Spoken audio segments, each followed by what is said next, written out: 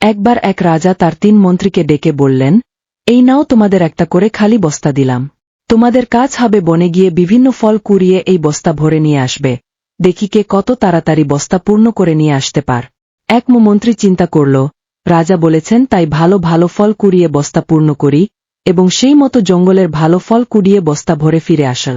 2 মন্ত্রী চিন্তা করল, রাজা তো সব ফল দেখবেন না, তাই হাবিজাবি পচা ফল দিয়ে সে নিচের দিকে পূর্ণ করে, উপরের দিকে শুধু কিছু ভালো ফল দিয়ে বস্তা পূর্ণ করল এবং ফিরে আসল।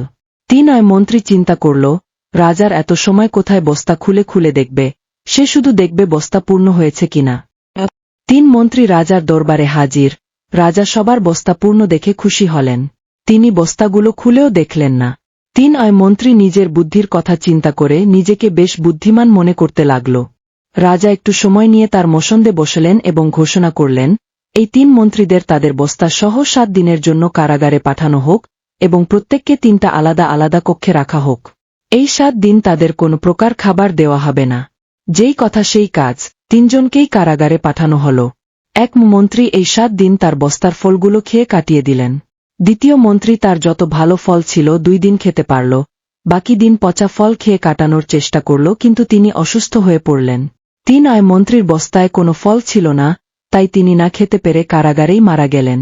এই গল্পের শিক্ষণীয় বিষয় হল, যদি আমরা ফাঁকি না দিয়ে সঠিকভাবে শিখে পড়ালেখা বা কাজ করে বড় হই, তবে এর ফল আমরা যখন কর্মক্ষেত্রে যাব তখন ভোগ করতে পারব।